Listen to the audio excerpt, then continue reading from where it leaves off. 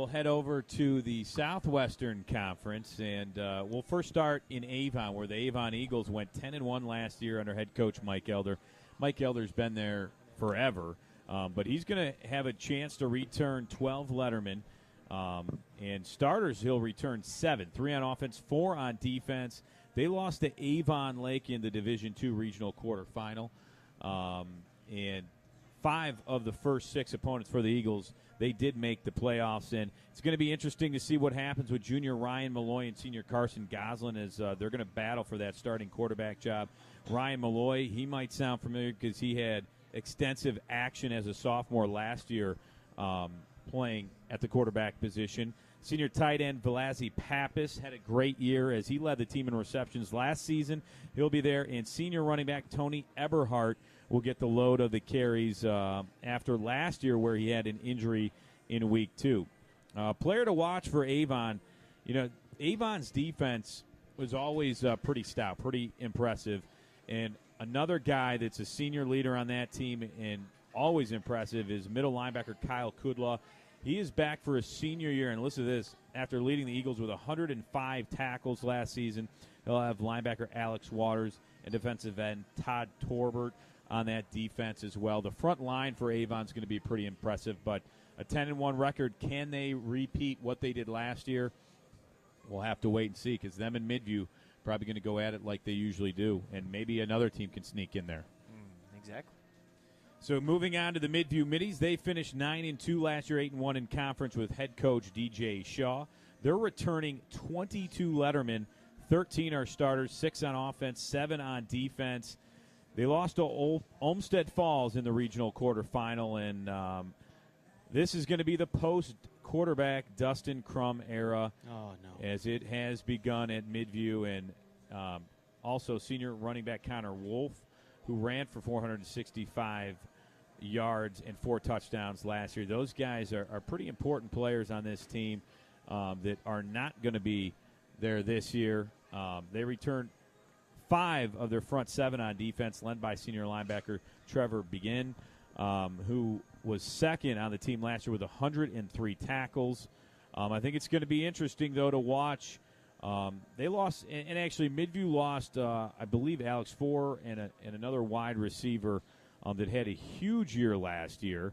But junior wide receiver Seth Sanders, he caught 24 passes last year and averaged 16 yards per reception. He should have a pretty big year this year, and he's really going to need to step up for the Midview offense, who, like I said, is going to be missing Dustin Crum and other parts of their team. They had a lot of important guys there on offense, put up a lot of points. How will they do offensively this year?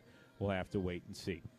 Moving to Avon Lake, where the Shoremen finished 8-4, 6-3 in conference under head coach Dave DeLugas. He retired after 2012, but came back in 2014 and after Larry Laird left for another head coaching job. Well, he's retired again, and now Matt Kostelnik is back there, and he actually was an assistant. What? Kostelnik. Yes. Thank you. He went to Mount Union. Okay. And he actually was an assistant under Coach DeLugas at one point, but thanks for shoring that up, Ed. That dude was a beast. Was he? Yes, very much so. Did he look like a linebacker as a kicker? He actually was a linebacker. There you go. A very, very strong safety or free, whatever he was phenomenal at it. Could he kick? I don't think he could. There it is. I never asked him. He never tried. That's fair. He didn't need to. But Kostelnik, the head coach there, is now the new head coach, and he has some nice pieces to work with, but the Shoremen will have to have other players step up. As quarterback Mark Pappas, he threw for over 3,300 yards and 33 touchdowns last year. He is gone, and also his top receiver is Carson Toy. He had over 1,000 yards receiving and 16 touchdowns. They graduate, but Avon Lake's offensive line, they're going to need to develop pretty quickly as Jack McCulloch, a junior, appears to be ready to take over at quarterback. He's going to need that O-line to really protect for him, and his top receiver should be Caleb Burr. We heard him last year. He was an impressive wide receiver. They had wow, all right, that bug just landed perfectly on my face. Caleb Burr was an impressive. Made it look better, actually. Oh, thanks. I appreciate that. Face for radio, But you look at this team. How is McCulloch going to perform? He's a junior. He has to really take over quickly, especially with Mark Pappas, who had a great year and really consisted of a lot of the offense. He's going to have a pretty big year. And defensively for Avon Lake, their line is their strong suit, led by the defensive end Jake Marinelli and nose guard Max Whitman. They have some great size over there on the defensive line, but some players to watch. Andrew Boutry, he's 6'1", 170. He's the safety there. Very good instincts. And he had an interception last year with 30 seconds left that won the game in the playoffs over Avon. But that Avon Lake team had a great year last year. Can that carry over to this year? That's going to be interesting to see. And another team, when you look at it, Olmsted Falls, the Bulldogs last year, they went 9-4, 6-3 in conference. Their head coach is Tom DeLuca. And what a season they had. Out of all teams, you didn't know how they would do once they got into playoffs. But, man, they just consistently won. And they made it to the playoffs. They eventually beat Westlake and lost after that. But gone is quarterback Brett Hutke, and Josh is going to be a little disappointed with this. And also 1,000-yard runner Spencer the Hammer Linville. Aww. He was a senior last year. Both those players, the quarterback and running back, a lot of offensive production there. They are out there for the offense, so they're going to need some big-time players to step up there. Yeah, they're going to have someone like Spencer Linville to carry the ball 40 times in a game. That's what I mean. That was unbelievable. There was a lot of chocolate milk flowing in that after that specific game, according to one Sean Duffy. I was going to say, I think he points to his Detroit Tigers hat. Okay. And they're in last place. Unfortunate. He's wearing a hat for radio. Love it. Perfect. I don't like you guys. But no, like you said, Spencer Linville, I think he averaged 42 carries a game. That's gone. But they do have 7 starters back on offense and 8 on defense, including Josh Jakin, as you remember. He took over that running back position a little bit. He was the other back there with Spencer Linville. Also plays a little defense. They're going to need him really to step up on offense and carry a little bit of the load at least. I don't think he'll ever carry it 42 times, but you never know. So they're going to have some of that offense back and produce. And the defense was solid, but how will the offense come back without Linville and Hutke? That will be interesting to see this year. Now going to the Westlake Demons, they were 7-3, 6-3 in conference last year. A very impressive year under head coach Jason Hall. And if you remember, Trey Bylois, great quarterback there, put up a ton of numbers. Terrence Rose, who's another kick returner, was impressive last year. Kadar Robinson. All those guys put up a lot on offense. What can this team do to come back on offense? They're going to need other players to step up. I think they're going to be a young team, and I think they've kind of gone through stages like this, the Westlake team. You graduate some really important seniors, and then you have other young guys come up, but can they recover after losing such a big-time player like Bylois, who put up a lot of numbers on offense? We'll have to wait and see for them. But the Demons, they're gonna be tough. Jason Hall's a good coach. Fundamentally, he came from Massillon, Washington, to coach the Westlake Demons. He'll have that team ready to play. We had a chance to talk to Berea Mid-Park head coach John Hunick earlier this year. They went 3-7, 3-6 in his first season. And Trevor Bazinski, he's going to be a big question. He was a sophomore last year, put up a lot of good numbers. Can he be even better this year as a junior quarterback? He has all the physical attributes you want in a quarterback now. He's just got to put it all together mentally and on the field. And if he does, then that could be really good things for Berea Mid-Park. Yeah, I think one of the things that stood out to me when we went and saw Berea Mid-Park versus North Ridgeville last year, great game, obviously great game, but you could really tell that was a young team in a new system, learning how to play for Coach Hunick. And I think Bazinski has the experience of playing 1 year in that system, understands what's going to be expected of him, and that creates a comfort level, I think, between coach and quarterback. I really like Berea Mid-Park's defensive unit this year. I think they're bringing a lot back. I think they also have a pretty good scheme in there that creates a situation where you're not relying on a shootout mentality with the offense. I think you could see maybe they could control the game a little bit more and not have to have what we saw in that game was a lot of just chucking it down the field or big plays, which were great, but then they would just either turn the ball over or allow the team to march right down the field. So I really look for that defensive unit to take one more step forward and be a little bit more dominant and allow Berea Mid-Park to maybe control the clock and maybe in that respect control their own destiny going forward.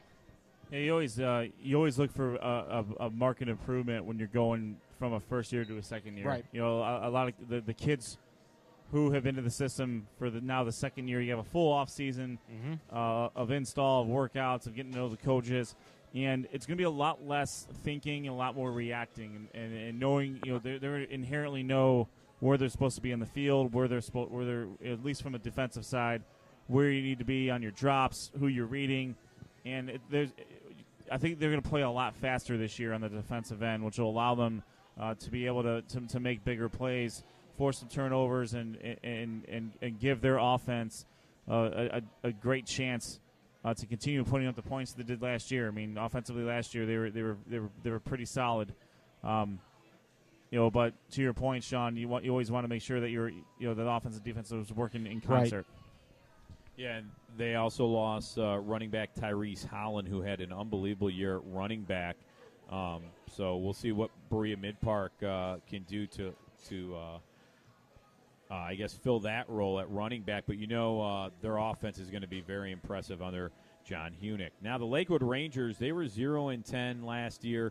And the head coach of Lakewood, Mike Rebar, resigned after 3 seasons. And now you enter new head coach Tom Hannon, who has 35 years of football experience. He brings a wing tee and a spread offense there. The senior quarterback Austin Mahar is expected to start, and he will also play safety. And I think you see a lot of this with Coach Tom Hannon, as he wants a lot of these players to play offense and defense in Lakewood. So you see a lot of the athletic kids on offense trying to play defense and see if that could improve this team. As Mahar, though, he threw for over 1,000 yards last year, and it's junior Will Adams. He'll start at halfback for the Rangers. And starting inside linebackers will be Basho Kawam.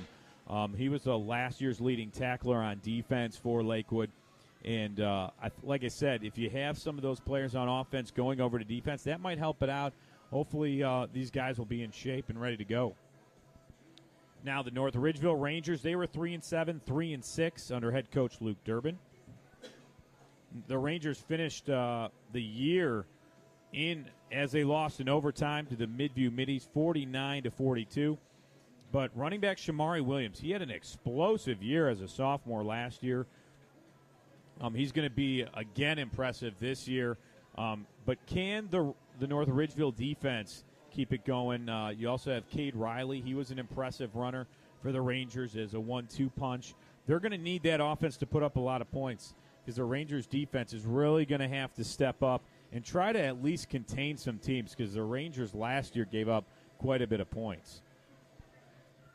Yeah, that's another program I think that needs a little bit more consistency, and I think they got bit pretty decently by the injury bug last year. A lot of their key contributors were some seniors that left now, but you also had a lot of underclassmen that were hurt, and that really that does affect any team when you got your starters and you're having to go deep in your bench. I think one of the things I think Coach Durbin would look to and say, is a good thing about that is it gave a lot of the underclassmen an opportunity to play under the lights and understand what that mentality is. So now you may not have the same apprehension if you have to go into your bench for something like that. Again, I think it's more the same for North Ridgeville, consistency. What is your offensive identity? What are you going to do? Who is going to be your playmaker defensively? Can you stop the run? They got torched on the run last year. Not so much that they did a pretty good job holding quarterbacks in check, but running quarterbacks, what we saw really gave them a problem, specifically in that Berea Mid-Park game, where once the quarterback gone through his reads or scrambled, they had a hard time bringing down quarterbacks that were mobile. Yeah, they'll have to, like I said, at least contain some teams. It's a very tough conference, and they're going to have a little bit of a young team this year. So how can the young players step up and play for Coach Durbin? We'll see how the season goes for them. Now the Amherst Comets, they finished 3-7, 3-6.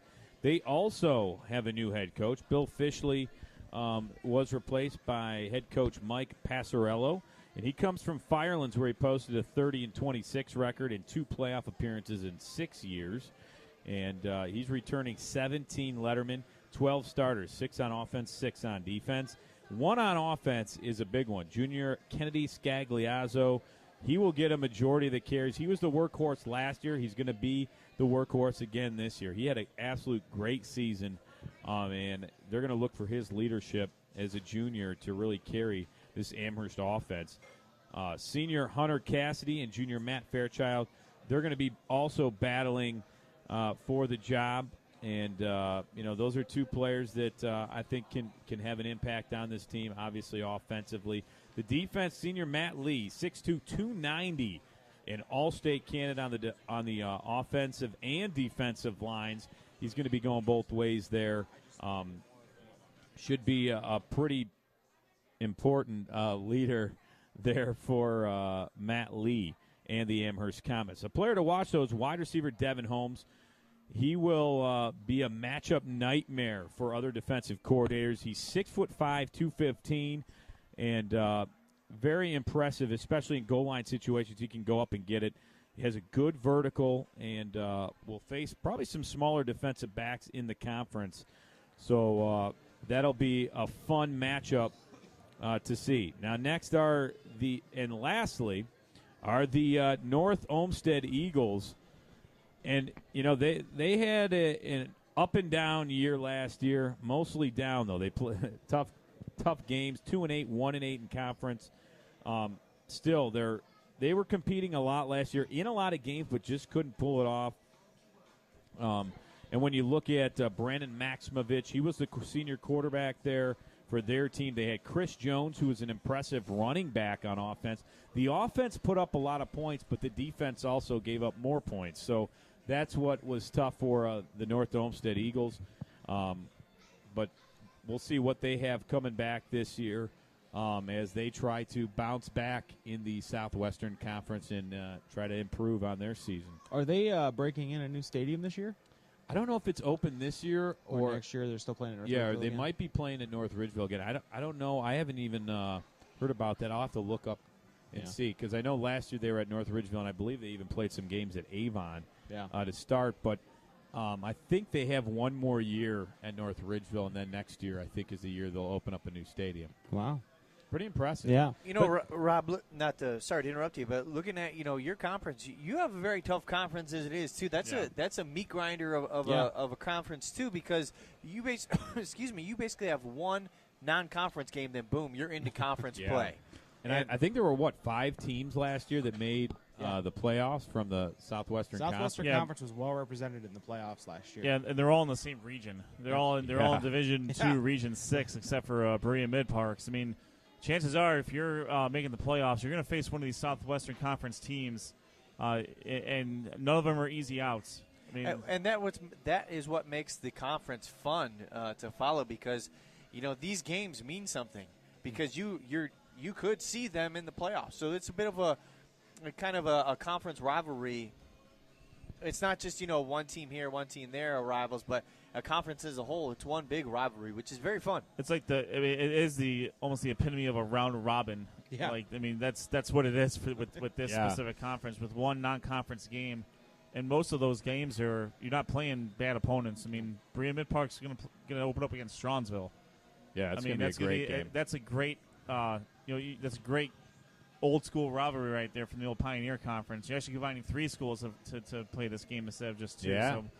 So, that's going to be a really good matchup to watch out. To watch for not only for Coach Hunick, but for the new coach at Stronsville as well. Coach Chirino, yeah, for sure. Yeah, I think looking at this conference from top to bottom, it's Avon and Midview obviously, but look at what Avon Lake and some of those teams did. You thought Avon and Midview would go far into the playoffs, and it was Westlake, it was Olmsted Falls, making it far, and even Avon Lake. So anything can happen. It's going to be a fun year, and we'll wait and see who's going to step up and play on these teams. Right now, we're going to take a short break. Me and Josh need a break, and I know Ed and Sean are prepping for the Suburban League, the National and American divisions. We'll give you previews of those teams and give you our also games of the week coming up, and maybe cover the Buckeye Bucks a little bit. Yep. When we come back, it's Sports on Tap. Check us out at sportsontappodcast.com. Yeah, brand new website. Yes, sir. Pretty nice. Check it out. All right, we'll take a short break. We'll be right back.